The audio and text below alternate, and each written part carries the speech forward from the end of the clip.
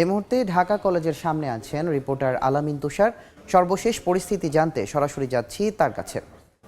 তুষার, Dhaka college এবং মূলত 7 college যে অধিভুক্ত ঢাকা বিশ্ববিদ্যালয়ের সেই গতকালকে ঘটনার পর থেকে ঢাকা কলেজ কিন্তু অনেকটাই বলা যায় থমথমে পরিস্থিতি বিরাজ করছে। কেননা আজকে সকালে আমরা আসার পরে যেমনটা জানতে পেরেছি যে আজকে যে পরীক্ষাগুলো ছিল আসলে ঢাকা কলেজে হওয়ার কথা ছিল, বিভিন্ন সময়ের ইনকোর্স পরীক্ষা হওয়ার কথা ছিল, সেই পরীক্ষা কিন্তু স্থগিত করা হয়েছে অনির্দিষ্টকালের জন্য এবং আজকের শ্রেণী কার্যক্রমও স্থগিত করা হয়েছে বলেই আসলে আমরা জানতে পেরেছি। এর বাইরেও আজকে 10:30টার সময় অর্থাৎ 10:30 কিন্তু একটি প্রেস ব্রিফিংয়ের কথাও রয়েছে। যারা আসলে অধিভুক্ত কলেজের শিক্ষার্থী যারা রয়েছেন তারা আসলে আমি যতটুকু এখনও তাদের সঙ্গে কথা বলে যেমনটা জানতে পেরেছি যে তারা আসলে ভেতরে তাদের যে ভেতরের যে ইন্টারনাল যে আলোচনা সেটা তারা আসলে করছেন এবং এর পরবর্তী সময়ে তারা আসলে সেই আলোচনায় কিন্তু আসলে সেখানে তারা ডিসিশন নেবেন যে আসলে তারা কী ধরনের কোন দিকে আসলে তারা যাবেন। এবং ঢাকা কলেজের এখানকার এবং যে ঢাকা কলেজের যে কেন্দ্রীয় শহীদ মিনার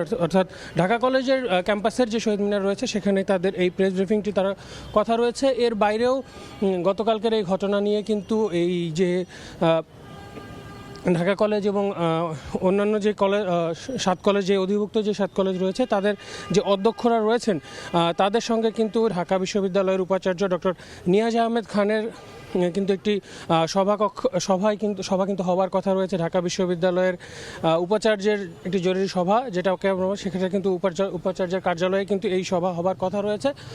আমরা যেমনটা জানতে পেরেছি যে শিক্ষার্থীদের আসলে মূল চাওয়া হলো যে তারা ঢাকা বিশ্ববিদ্যালয়ের অধিভুক্ত আসলে আর থাকতে চান না। এখানে শুধু ঢাকা কলেজ নয়, ঢাকা কলেজের বাইরেও যে অন্যান্য যেই কলেজগুলো আসলে ঢাকা বিশ্ববিদ্যালয়ের অধিভুক্ত তাদের সবার সমন্বিতভাবেই কিন্তু তারা আসলে এটা চাচ্ছেন। এবং আমরা অনেকটাই আসলে জানতে পেরেছি যে তারা হয়তো এই যেই সংবাদ সম্মেলন করবেন তার মাধ্যমে আজকে একটি আলটিমেটাম তারা আসলে আবারও দিবেন। এর আগে আমি যদি বলি যে গেল 4 জানুয়ারি কিন্তু ঢাকা বিশ্ববিদ্যালয় কর্তৃপক্ষ থেকে যখন আসলে করা হয় যখন আসলে এই যে 7 কলেজের শিক্ষার্থীদের ভর্তি নেওয়ার জন্য নতুন সেশনে ভর্তি নেওয়ার জন্য যখন ভর্তি বিজ্ঞপ্তি প্রকাশ করা হয় তারপরে কিন্তু তারা আসলে তারপরে কিন্তু তারা আসলে এটাকে প্রত্যাখ্যান করেন এবং 4 তারিখে এবং তার পরবর্তী সময়ে আমরা দেখেছি যে তারা সে সময়ে আরেকটি সংবাদ সম্মেলন করেছিলেন এবং সেই সংবাদ সম্মেলনে তারা তাদের 5 দফা দাবি জানিয়েছিলেন।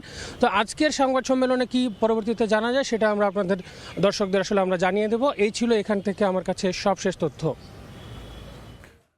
ঢাকা কলেজ থেকে সর্বশেষ তথ্য জানাচ্ছিলেন সহকর্মী আলামিন তুষার।